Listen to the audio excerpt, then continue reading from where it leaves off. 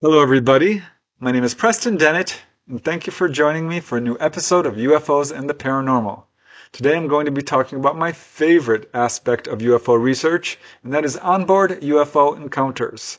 The title of today's episode is Do Not Be Afraid: 8 Extraordinary Onboard Extraterrestrial Encounters. I gave it that title because a lot of people experience quite a bit of fear during these encounters, which I totally understand. But I think if you take an objective look at what actually happens when people are taken on board, it's quite encouraging. There's no evidence that the ETs are intentionally trying to scare people or cause harm. In fact, I think it's quite the opposite, as these cases, I think, will show. I've chosen 8 cases from all over the world, including Germany, Russia, Argentina, Brazil, and 4 from the United States, including California, Florida, Minnesota, and Missouri. These cases date from 1969 to 1992. They involve a wide variety of humanoids, but I think these cases are important because onboard cases are not only, to me, the most interesting, but they certainly represent the cutting edge of UFO research because they contain the most information about who these visitors are and why they are here. So let's just get started. First case I'd like to talk about today, I call The Earth Will Roll, the onboard UFO encounter of Marion Francis. This case took place on February 10, 1969, near Green Cove Springs in Florida, and it's an extraordinary case with some really interesting details. This case comes from the Florida Crown Psychical Research Society and may have actually been published in Fate magazine. The main witness is Marion Francis. The last name is apparently a pseudonym. It was shortly after midnight on February 10, 1969, that Marion and her friend Jim Wells, that's also a pseudonym, they were driving from Jacksonville, Florida to Daytona Beach. Now, this is a trip that should have taken about 1.5 hours. However, they were shocked to arrive at their destination, Daytona Beach, around 5:30 a.m. So this trip had taken somehow 3 hours longer than it should have. Neither of them had any recollection of stopping or seeing anything strange. So they returned back to Jacksonville, arriving at 7 a.m., which is the normal time it should have taken. It was around this time that Marion began to suffer some strange symptoms. First of all, she had a very bad headache. Over the next month, she says she felt depressed and listless to the point that she was unable to go to work and actually spent most of her time in bed.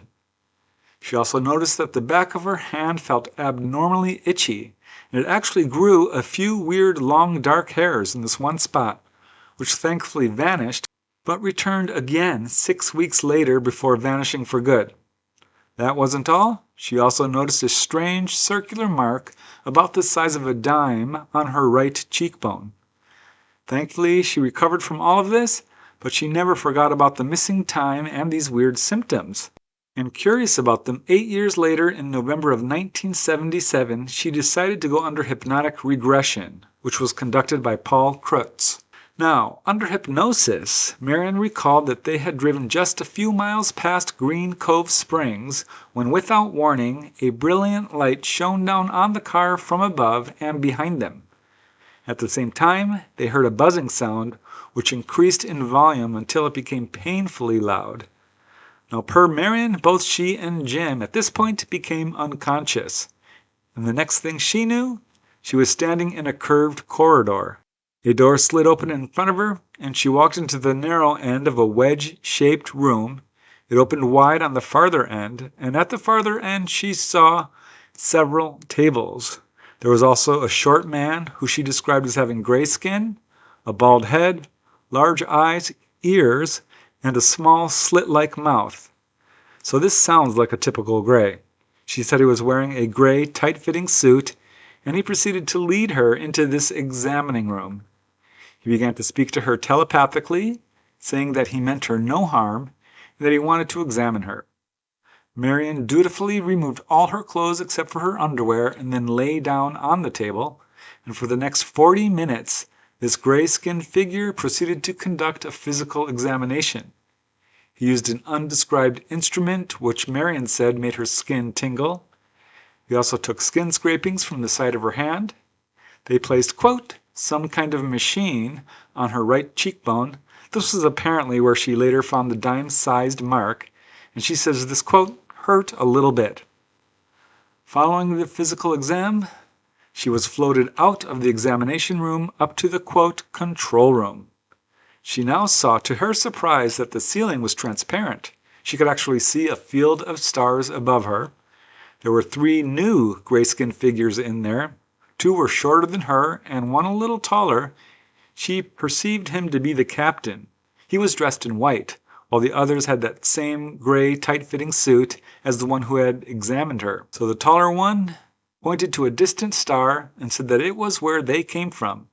He told her that it took them only an instant to travel to Earth. And he explained that, quote, their time is different from our time. He also said that they have, quote, the secret of eternal life. But then he gave her a pretty frightening prediction about Earth's future and followed that up with a hopeful message. He said that, quote, when the planets align, the Earth will roll in the heavens and there will be much destruction. But he then said that, quote, they want to help us so that all will not be lost. And finally he said that they will take, quote, anyone who is not afraid to go with them. They then escorted her out of the room where she was reunited with Jim. Together they were floated back down to the ground and taken to their car, and they resumed their interrupted journey without any conscious memory of the onboard experience. How amazing is that case? In many ways it is your typical onboard UFO encounter with a person being physically examined by ETs. But the message she was given is one that I've heard quite a few times about the Earth possibly going through a polar tilt, an absolute axis shift, and also the ETs saying that they are here to help and will scoop people up in the event of this existential crisis. So certainly an important and interesting case. Now let's move to the next one, which I call Dazed and Confused in a UFO. The onboard UFO encounter of Jose Pereira, Sacramento. This one occurred on May 20, 1969 in Villa Operia in Brazil. It's an important case. It's got some really unusual details to it that I don't think I've heard before. Yeah, I think you'll find it quite compelling. This case comes from the Brazilian publication, the SBEDV Bulletin. It's a single witness case. The man's name is Senor Jose Pereira Sacramento. He resides at 190 Padre Eustaquio Street in Villa Operária. This is in Nova Lima in the state of Minas Gerais in Brazil. It was around 1 a.m. when he was awakened in his home by a sound which he first assumed was his motor scooter. He had recently had his chickens stolen from his backyard, so he was on high alert, and he rushed outside the front door to investigate, but he saw that his scooter was still there. But now he heard his dog, Lassie, barking in the backyard. So he went out into the back. He saw that the dog was quite agitated, and almost immediately he noticed a bright circle of light shining down on the ground, moving around like a searchlight from an aircraft.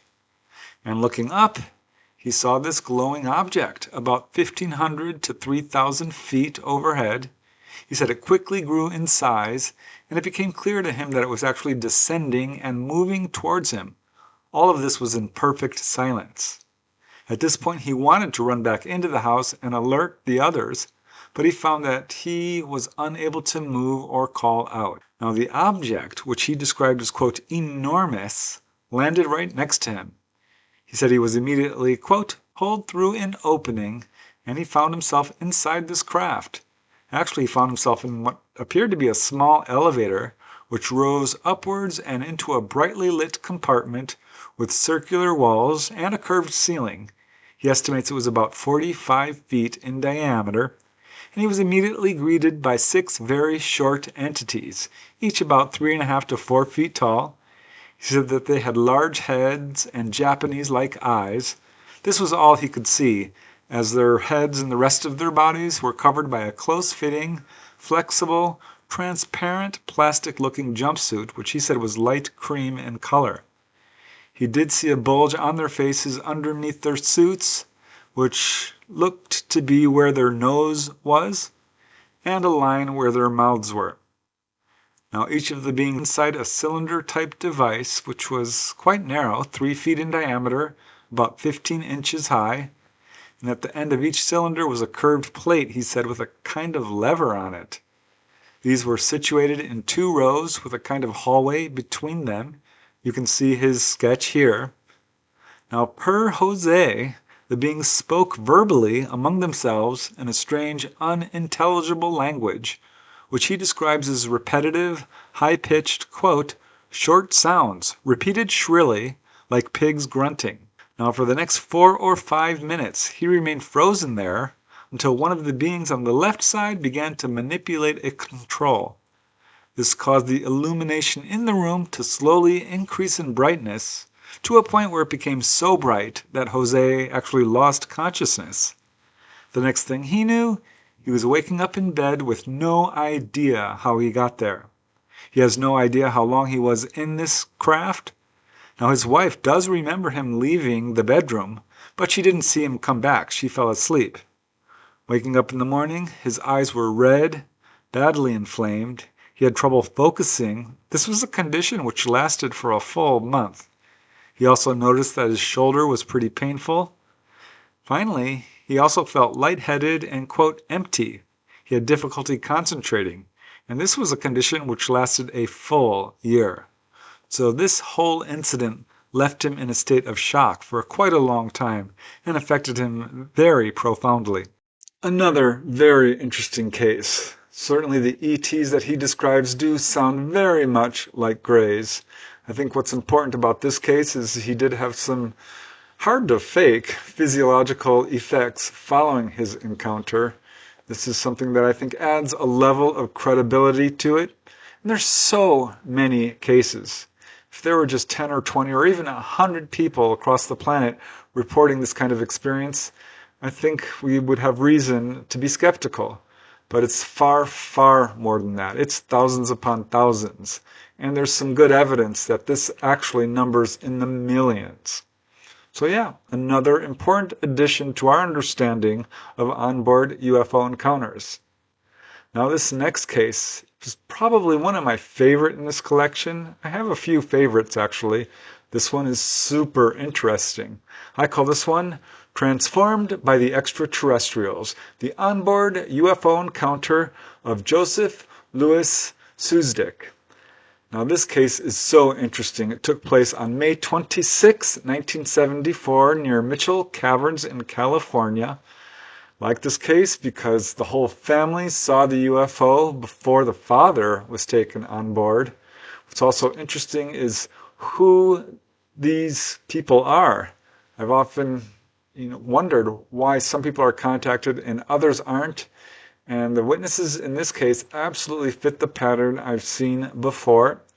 And also, it's the after effects of this encounter that I think are the most important. This case comes from California-based pioneering UFO researcher and a member of NICAP, Idabel Epperson. It was early on the evening of May 26, 1974, when the Suzdek family, consisting of Joseph Louis, he's a machinist, age 52, his wife, Jutsuko, and their 2 young daughters, Susan and Stephanie, were camping at Mitchell Caverns in California.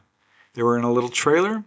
To their amazement, they saw what they believed to be a UFO. They didn't describe this, but this was not the first time Joseph had seen UFOs. He's had several earlier sightings. But after this particular sighting, it was several hours later that something would happen which would completely transform Joseph's life and his family's. It was the early pre-dawn hours of May 26 as Joseph and his wife Jutsuko and their 2 young daughters were asleep in this camper near Mitchell Caverns. Suddenly, Joseph was awakened by a humming noise. Looking around, he saw a pulsating light reflecting on the inside of the camper, obviously coming from outside. At this point, he tried to call out to his wife and children, but found that he was immobilized. He then saw 4 of what he described as, quote, pinwheels of odd-shaped colored lights, red, orange, yellow, and blue-green. At this point, Joseph passed out, and the next thing he knew, he was waking up the next morning 2 hours later than he normally would have woken up. He found that he was suffering from bloodshot eyes and achy body. He had some vague impressions of having been taken somewhere in the middle of the night, presumably inside a UFO, but he was unable to consciously recall much detail. But there was one very strange and profound after effect of this encounter. Again, a machinist by trade, with no high school diploma, he suddenly found himself becoming a prolific inventor. Just months after his encounter, he began designing new inventions and filing patents with the patent office, one of which is, quote, a doorknob nightlight or an illuminated doorknob. Another was an illuminated cover plate for electrical outlets.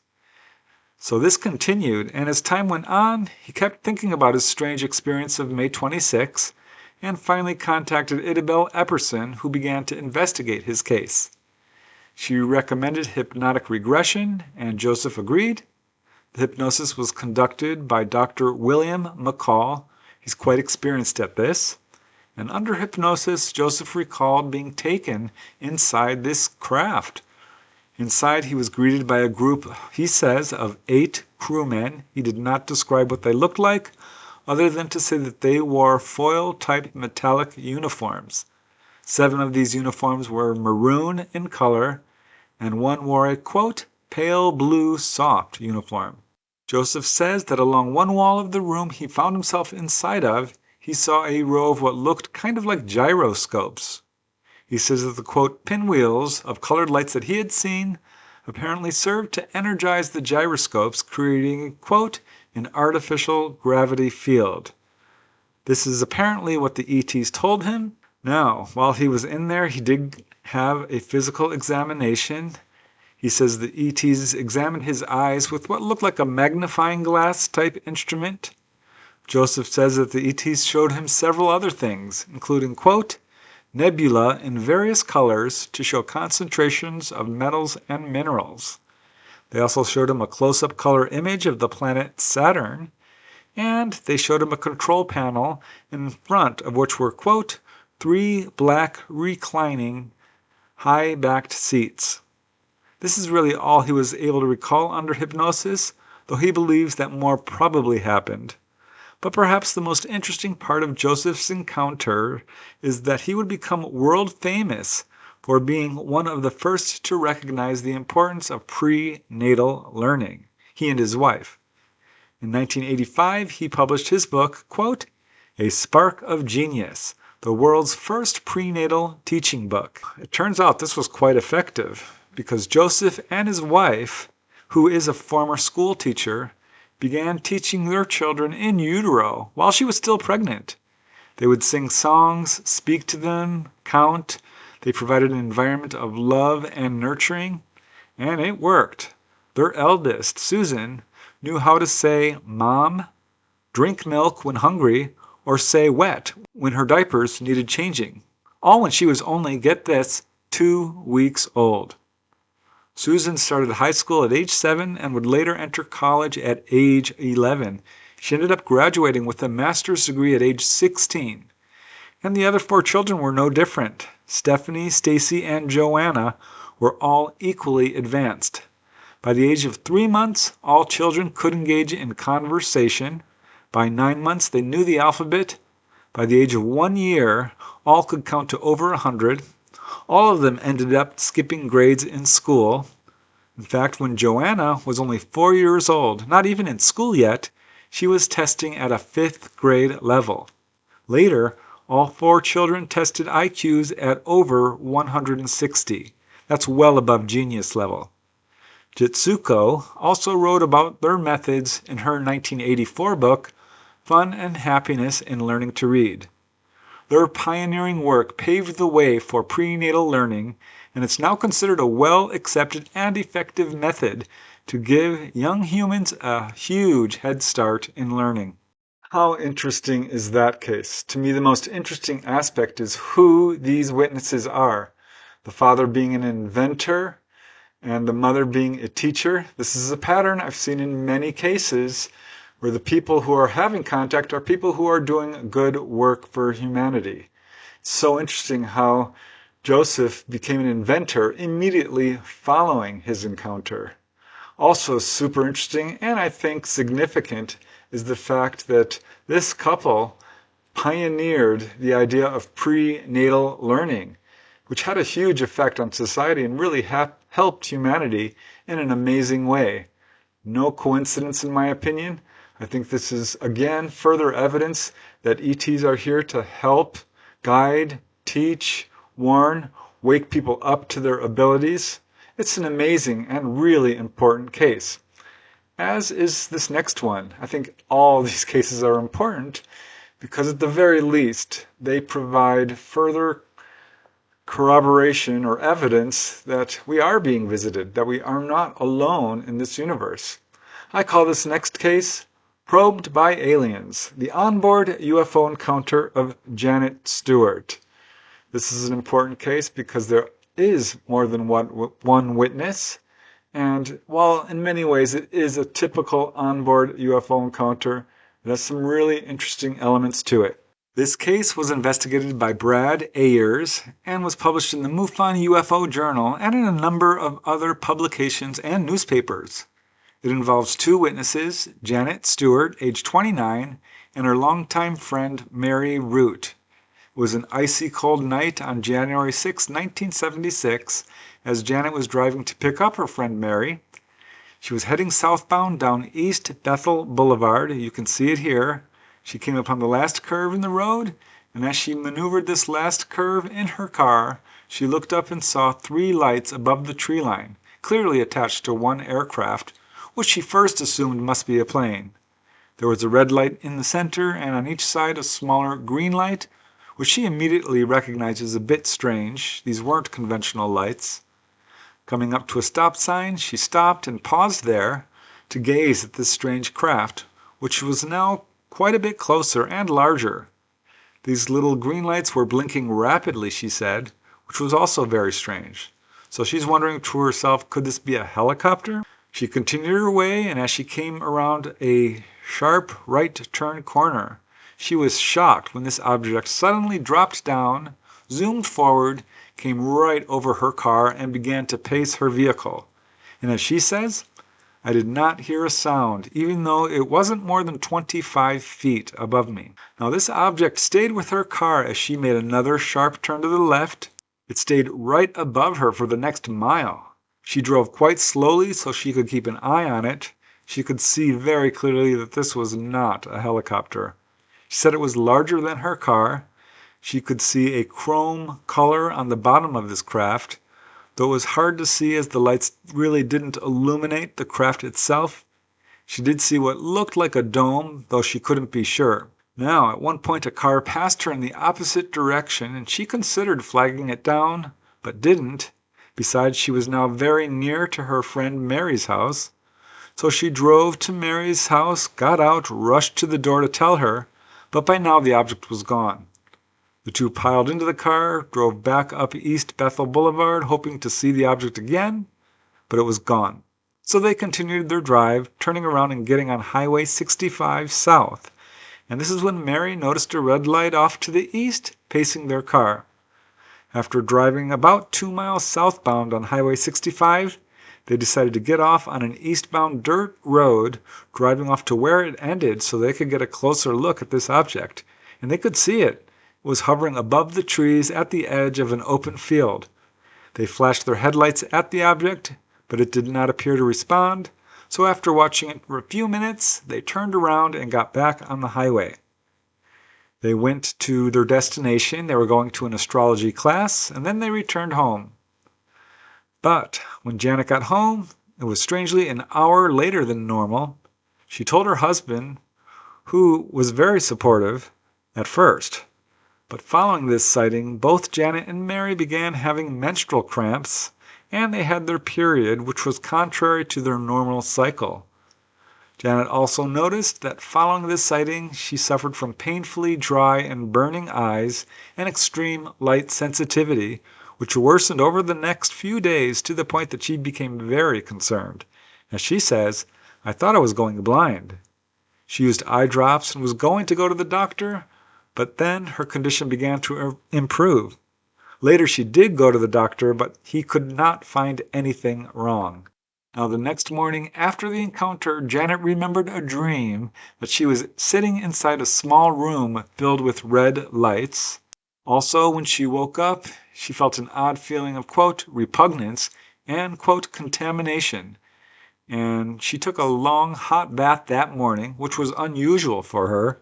In fact, when this feeling persisted, she felt compelled to take another bath. Thinking about her encounter and realizing she had missing time, she did some research and discovered MUFON and agreed to go under hypnosis. Under hypnosis, she was taken back to the time of her sighting, and she recalled that a tall figure dressed in white came up to her car, which was now stopped along the road. She willingly opened the door and exited her vehicle and took the figure's hand, which she remembered had a white glove on it.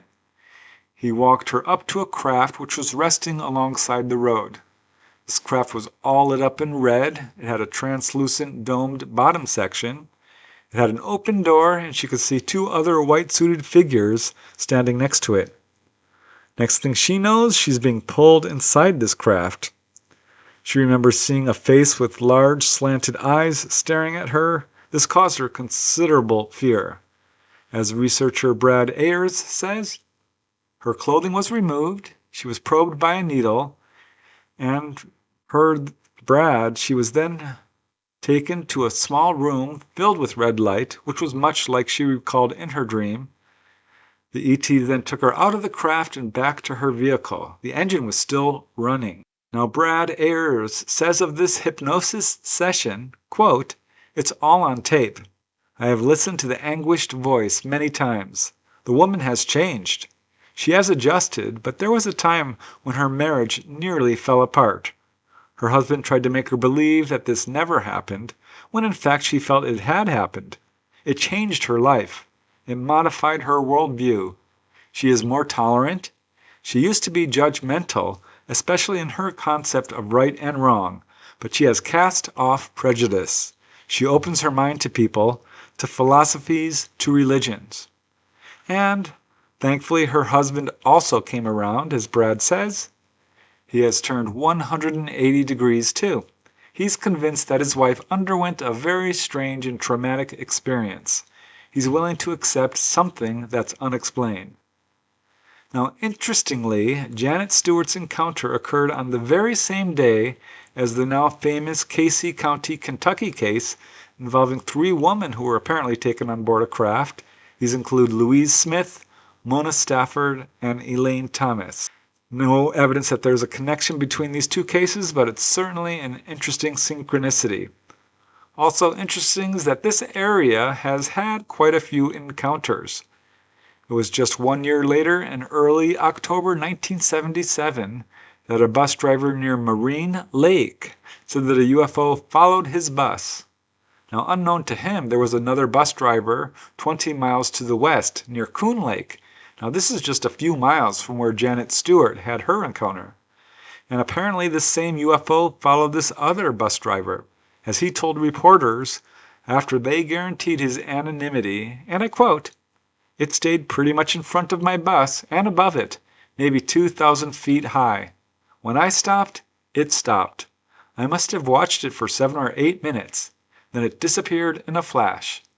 Now, he intentionally did not alert his passengers to the object, but some saw it anyway. And as he says, "Nobody was scared. We just laughed it off." It's not the only case in this area.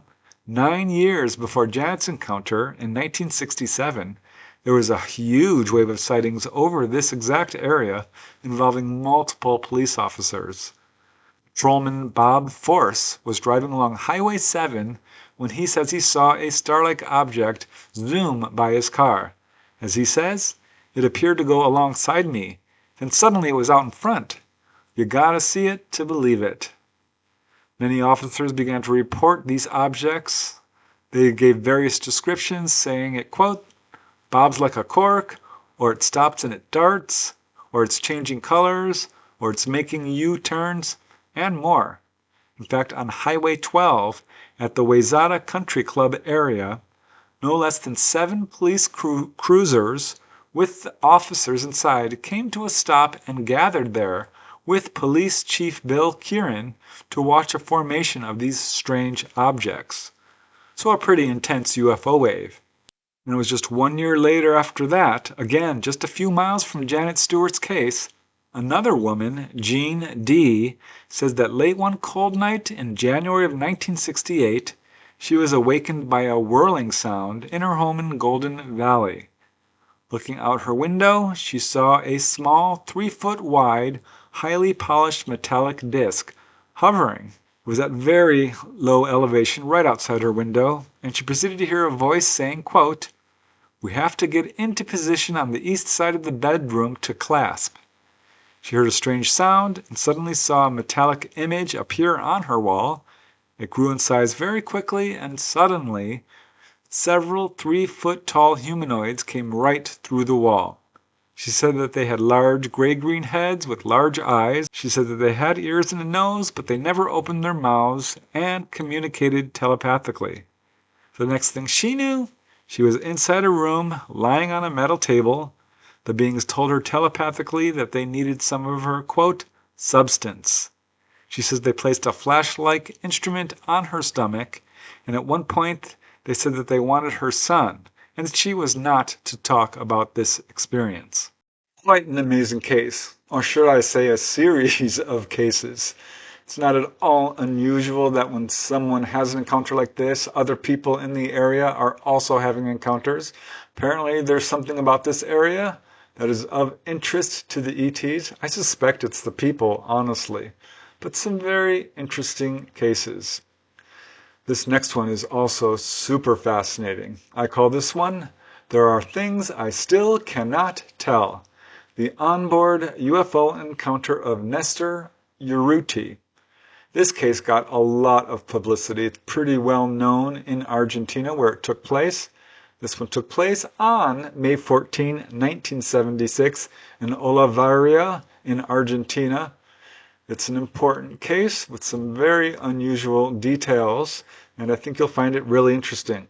This incredibly unusual case first appeared in a popular Argentine newspaper and later in the Spanish publication Cuarta Dimensión, issue 44. Researcher Marcelo Netayer calls it, quote, one of the strangest known. The witness is Nestor Urruti. He's 47 years old at the time of his encounter, married with 4 children.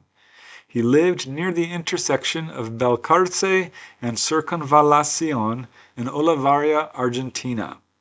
He worked at the Fiat Mariano Acosta car dealership in town not far away, and it was at 6:20 that morning, May 14, 1976, he left the dealership in his Mercedes-Benz 55 truck, heading north towards Bolivar to deliver a tractor. But he never made it there. He had only just departed and was on Route 226 in front of the bridge that crosses over Avenida Pringles. You can see it here.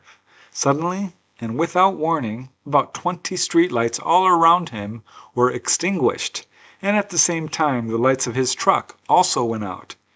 Immediately, an intense yellow and purplish light appeared, and he could see it was coming from this glowing object, sort of shaped like an oyster, he said, and was hovering just above his truck. I'll let Nestor describe this in his own words. As he says, I was driving over the bridge in a thick fog when I saw that. It opened like a big oyster and was very brilliant. Following that, I find myself and the truck inside, and from then on it was completely dark. The tremendous brilliance had blinded me. Afterwards, I could see an enormous panel of 3 or 4 meters size in the shape of a horseshoe, and on it were instruments similar to clocks, with needles, but without numbers. There were also drawings on the panel resembling flowers of strange shapes, yellow and violet flowers. These were drawings of open flowers with the petals facing inwards. On one side of the board there was a cylinder with a ribbon that runs up and down. On both sides, two kinds of triangles, and at the end of what seemed to be instruments, two effigies of seahorses sitting on the same board. All of this was green in color, as if it were underwater. So you can see the drawing of this here. Now Nestor did not see anybody, nevertheless it appeared that somebody was there, as he heard a soothing voice begin to talk to him, and he started to feel these unseen beings doing something to him. As Nestor says, I had quieted down when I felt a helmet with several cables being put on my head. I didn't see any person or living being. I can't say if it was a man or a woman, but I heard a voice that reached me in the form of an echo, as if from afar, telling me to stay calm, that nothing was going to happen to me. I heard many things I still cannot tell, because I have a wife and daughter, and I don't want anything to happen to them. He now saw something else beyond just this strange horseshoe panel. As he says, I was surrounded by a screen that allowed me to see water, plants, seahorses. Now the next thing Nestor knew, it was 45 minutes later, and he was at his place of employment. He had no idea how he got there. He was pretty traumatized, shaken, disoriented, largely incoherent. He was rushed back to his home, and his wife took him immediately to the Olivaria hospital. He remained there for several days recovering. They gave him an encephalogram, and then to verify his story they questioned him under the influence of sodium pentothal, commonly known as truth serum, but his story remained totally consistent. He also had another weird after effect where he felt really disoriented and dissociated, almost as if he was somebody else. This came and went over a period of days, and finally that stopped happening. Now Nestor was later interviewed by researcher Fabio Zerpa, and he admitted that following his encounter he was still in contact with the ETs via telepathy, and the ETs telepathically told him that a time will come when humanity will see the ETs in great quantity. They also told him something about them being in the oceans. He also said that there were things, quote, that I still don't have permission to tell. Now this case did get a lot of attention. Skeptics and debunkers converged to try to pass off this incident as Nestor becoming disoriented by a refraction of his own headlights in the fog bank, and that the stress of this caused his mind to create the whole story. But Nestor still stuck to his story. How amazing is that? It's such a shame that the debunkers tried so hard to explain away his case as stress caused by him seeing his own headlights reflected in the fog. I mean, that's kind of ridiculous. You have to admit, that's just insane. But I guess it's hard for some people to accept the reality of these kinds of experiences. I blame the worldwide cover-up for that. There are enough cases, I think, that we can move past skepticism and accept the fact that these kinds of cases are taking place.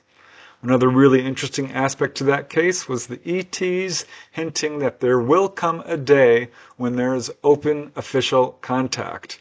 This is a message a number of contactees have gotten, and I honestly think it's inevitable because they're out there, and sooner or later we're all going to know it. You can hide the truth, you can distort it, you can lie about it, but you can never destroy it.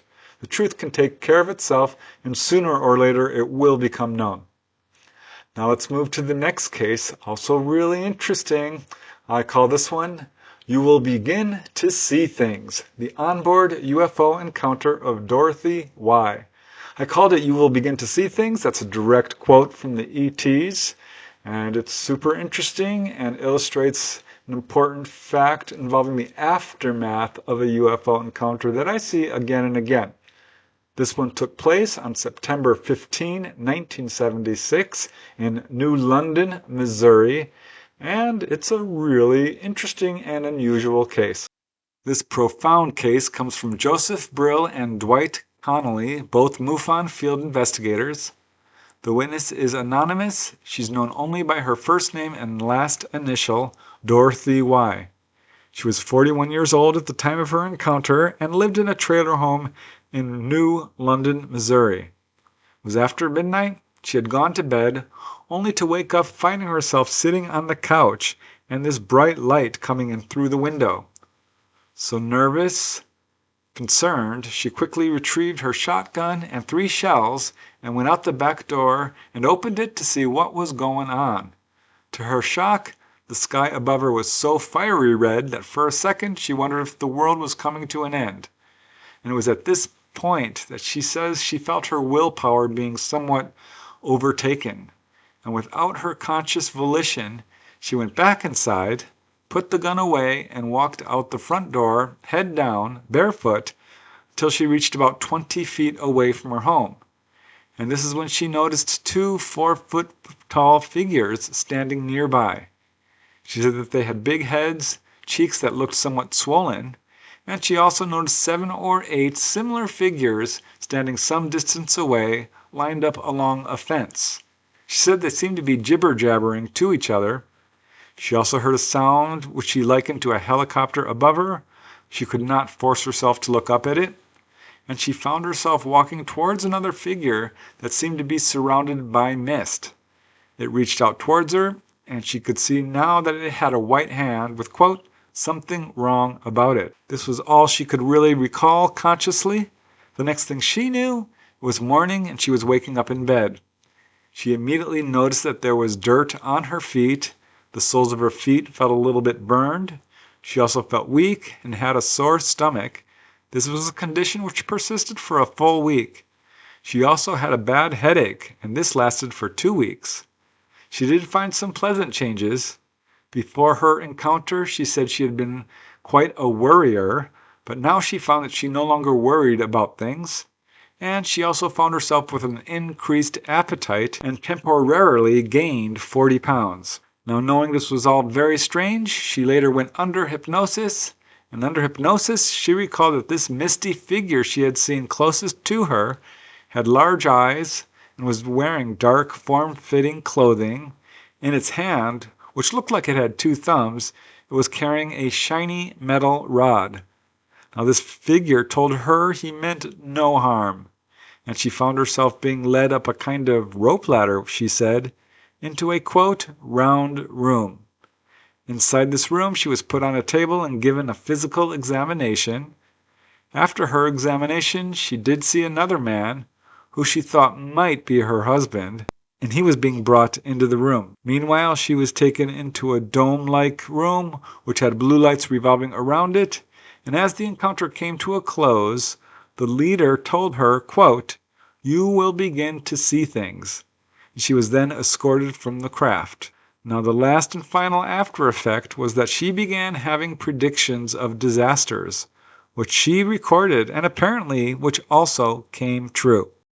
I find all of these onboard UFO encounters quite fascinating, and this one is of particular interest to me because of the aftermath. The way that this lady started having psychic abilities following her encounter, predicting disasters which would come true. I think this is one of the ET agendas. They're trying so hard to wake us up to our own psychic abilities. It's something we see again and again in these types of cases, and this case provides further corroboration of this. In that regard, I think it's a really important case. Now let's move to the next one. This one is also one of my favorites in this collection of 8 onboard cases. I call this one A Journey on Board a UFO, the onboard UFO encounter of Victor and Boris. This one took place in Russia in July of 1986, more specifically in the Shenkursk area of Russia. I like this case because it's a multiple witness case. The witnesses apparently weren't aware of UFOs and had a hard time figuring out what was happening to them, assuming at first that this was just a military exercise of some kind.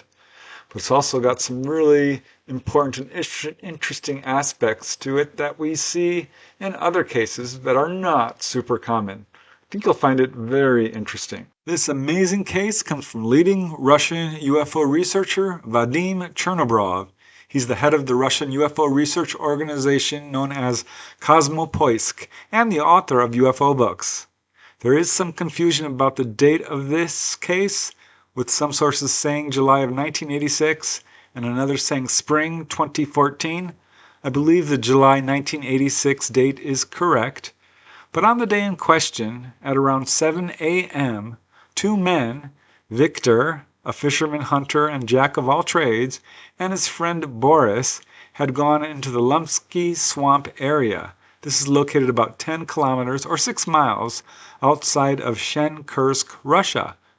They were there to collect cloudberries, or according to another source, edible mushrooms. And they were returning along a dirt road in the forest and coming up to a fork. The way ahead of them was blocked by a large craft of some kind, and their first thought that it was a tank wagon, much like how fuel or other volatile liquids are carried on the back of a large truck. Both men were surprised to see such a device out there in such an isolated area, and they told each other, "Where are they taking this tank wagon?" Walking around this apparent craft were two men who Victor described as, quote, strangers. Two young men dressed in gray-blue overalls without hats, both red-haired.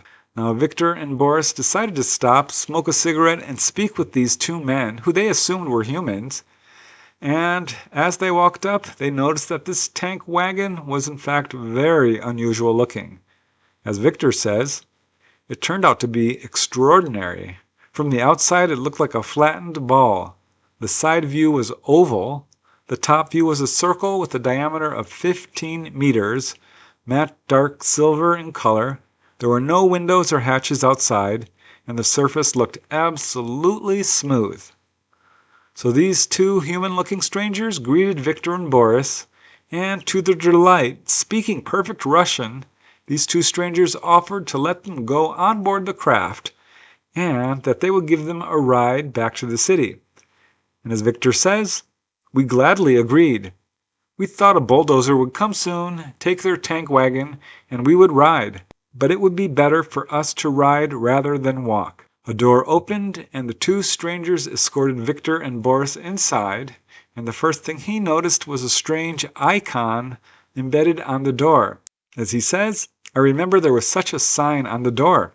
I do not know what it means. Maybe it shows where to open the door. It was just opening up, going inside the hall, or maybe some kind of emblem. The icon was pressed on the door. You can see it here. Going inside, they could now see that this was clearly not a tank truck, and instead was some kind of vehicle. And as Victor says, we walked down the corridor into a spherical room with a diameter of 6 meters. Inside, there were 4 chairs arranged in a semicircle. 2 chairs had levers on each side, a metal floor, a panel with buttons and inscriptions in the form of unknown signs, most similar to ancient Egyptian hieroglyphs. These were located on the perimeter wall. The distance between the chairs and the panel was such that a hand could not reach it from the chair.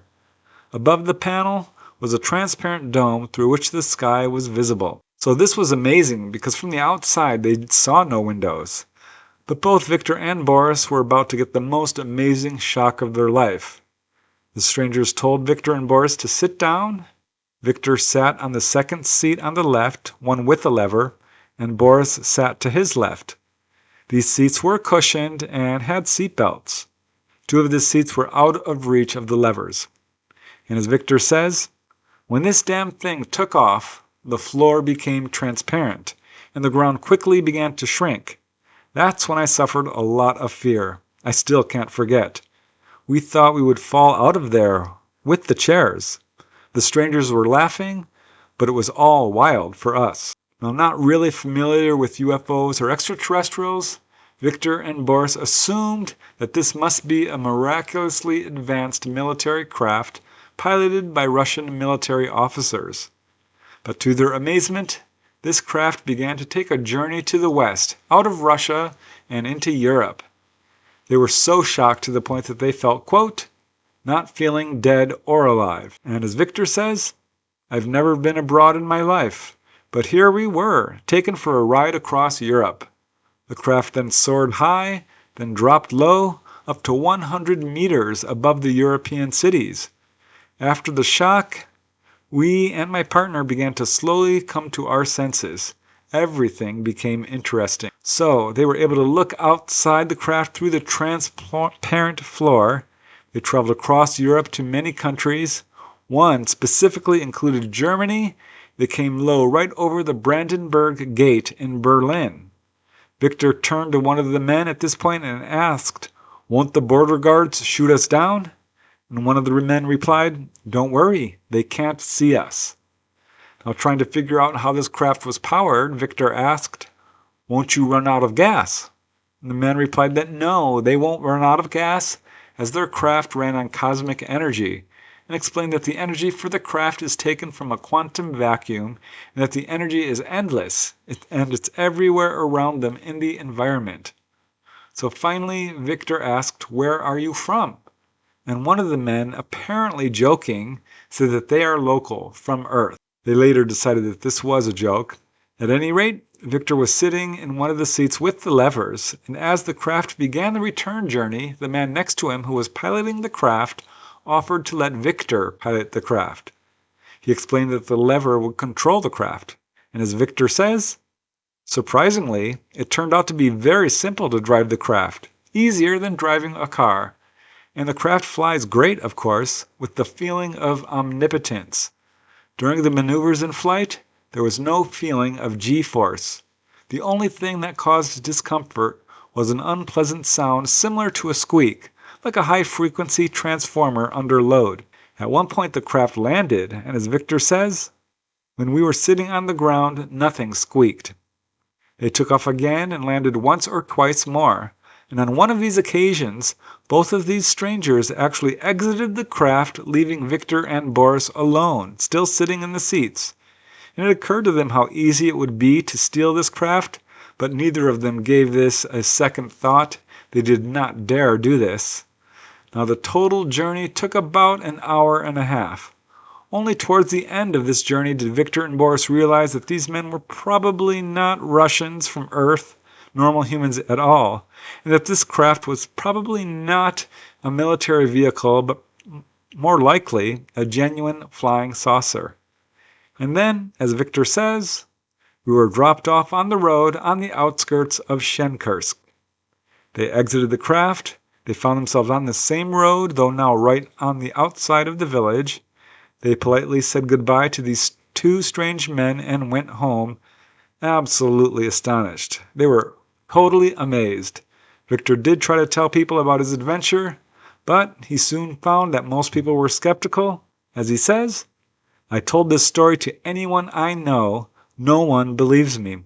Some people laugh and say, 'How much did we drink that day?'"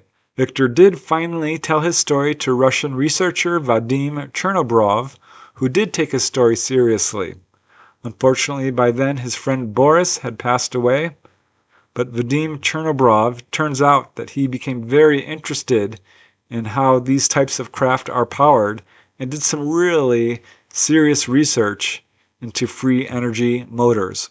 How amazing is that, where these two gentlemen are brought on board, sat down in the pilot seats, and actually allowed to fly the craft themselves, go on a journey across Europe. I mean, that is just amazing. There are not a whole lot of cases like that, but it certainly does turn up consistently. If you're not aware of it, Grant Cameron wrote a book called Sky Pilots, which presents a bunch of cases like these. And one of my favorite contactees, who you're probably aware of if you're aware of my research, is Dolly Safran, who also describes learning how to pilot these craft. So that, I think, makes this case super interesting and super important. It's a fascinating case. Now let's move to another one. I call this one A Fight with Strange Humanoids, the onboard UFO encounter of Rolf Fuller. This one took place on July 25, 1992 in Tuttlingen, Germany.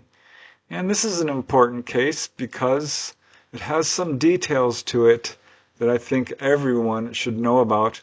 And also, it's interesting to me because of how the witness reacted.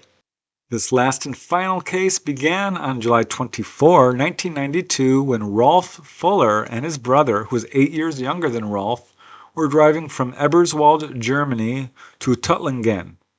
That night, tired from the drive, he stayed with his family on the balcony of their home looking over the forested hills. It was at 10:30 p.m. on July 24 that he noticed a star-like object moving slowly across the sky and growing in size. He was standing alone at this point. The others were a short distance away. But this object, he said, was white when he first saw it, but then changed to red and blue and back to white. And it became clear to him that it was approaching because it was getting larger. And when it came to within a mile, he could see that it appeared to be pyramidal in shape. And as it moved, it left a series of after images behind it, kind of like a time exposure photograph, is how he described it. He estimates that the size of the base of this thing was about 50 meters, 150 feet. It appeared to be rotating, and every few seconds a light would flash from underneath the base. He watched it for a good long time, about 2.5 hours, at which point it moved off, moving in an S pattern, then shrunk down and disappeared. And for some reason that even Rolf himself doesn't fully understand, he never called his family's attention to this object and just watched it by himself. So following this sighting, Rolf and his brother left to drive to another location in the city where they planned to spend the night. They arrived there around 2 a.m. and went to bed. They were sharing a twin bed. At some point in the middle of the night, Rolf woke up and was shocked to see that he was no longer in bed. Instead, he was in a small room about 5 meters wide, 15 feet. The room was dark, weakly illuminated by a red light, and standing next to him was a short figure, he said about 1.3 meters tall. This is just over 4 feet, and it clearly was not human. He said its face was shaped more like a rabbit. He said it had close-set, large, dark, slanted eyes, a very small mouth and nose, no visible ears, a jutting chin, and short, dark, stubbled hair. He says its arms were abnormally long, as were its fingers, and it was wearing a blue jumpsuit with a black belt and a dark blue peaked hat. Rolf did notice a strange yellow symbol on one of its sleeves. So he became quite afraid. He jumped up, grabbed the small being, and began shaking it, saying, "What in thunder is the matter?" Now at this point, 3 other entities similar to the first, but a little shorter, appeared. They were wearing gray-brown coveralls. They had no hat, appeared to be bald. They grabbed Rolf's arms, one on either side, and tried to restrain him. But Rolf realized he was much stronger than them and heavier. They weighed very little. He hit one of them in the face with his elbow, knocking it down. The 2 others were grabbing his right arm, and they tried to pull him to some kind of medical examination couch. He raised his arm, easily lifting up both of the 2 figures, then pried their hands from his arm. He then leapt in a somersault maneuver over the couch. He grabbed it, lifted it up. He realized it was also very light. He was about to hurl it at the short figures, and this is when he realized that he was trapped in this small room. There was no visible means of escape, so he decided that was probably not a good idea. He set it down and walked up to the first figure with the hat, who appeared to be the one in charge. That was his impression. He called him the boss and demanded to know what they wanted of him. He didn't receive any answer, so he tapped the figure's belly with the back of his hand and said, "Fat one, say something." Now immediately, 2 of the shorter beings grabbed both his arms, and a third one leapt onto his back. Rolf began fighting them. He kicked out at the boss being, knocking off its hat, and then the being on Rolf's back reached around his head and clamped its hand over Rolf's mouth, which caused him to faint. The next thing Rolf knew, he was waking up in bed. This whole ordeal lasted about 5 minutes, but it wasn't over yet. Now that he was awake and sitting up in bed next to his brother, who was still asleep, Rolf was shocked to see that the entities were still there in his room, standing around the bed, 5 of them. The figures proceeded to push Rolf back down onto the bed, onto his still sleeping brother. It was at this point he noticed a strange detail. The figures seemed to project doubles of themselves. Finally, all of these doubles quickly merged into one and disappeared. Shaken, Rolf still felt the need to defend himself and protect his brother, so he pushed his brother out of bed. This woke his brother up, who assumed that Rolf had just pushed him from the bed because he was hogging up the space on this narrow twin bed. And at this point, both fell asleep. Now, another strange detail that really confused Rolf was that he was fully dressed while on board the craft, even though he had gone to bed unclothed.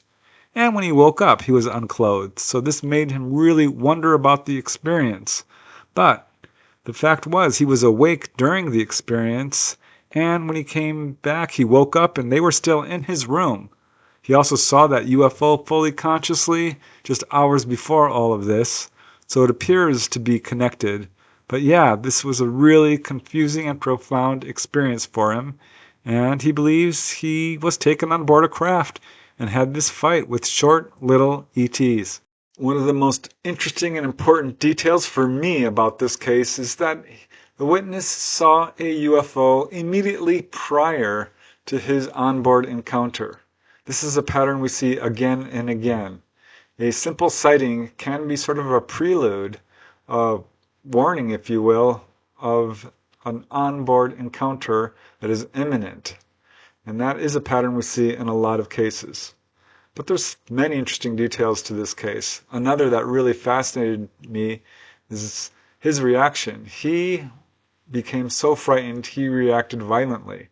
We do see this in a number of cases. In fact, I did a whole episode about people who have lashed out physically at ETs. I would have included this case, but I wasn't aware of it. Also really interesting is that this witness describes the ETs being quite frail and light, not weighing much. This is a detail we see in a number of cases.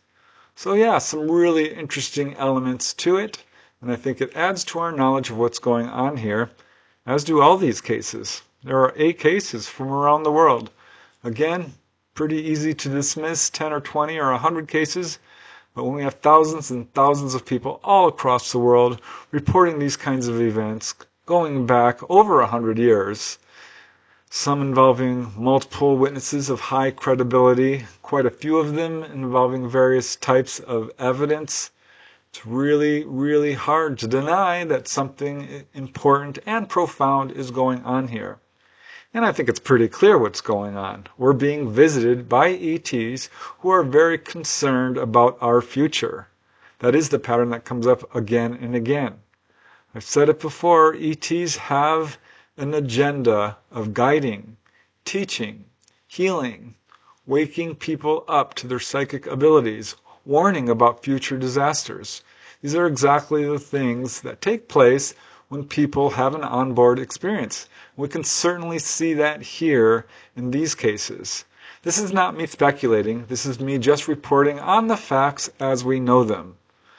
I think it's time for all the world to accept that onboard UFO encounters do take place.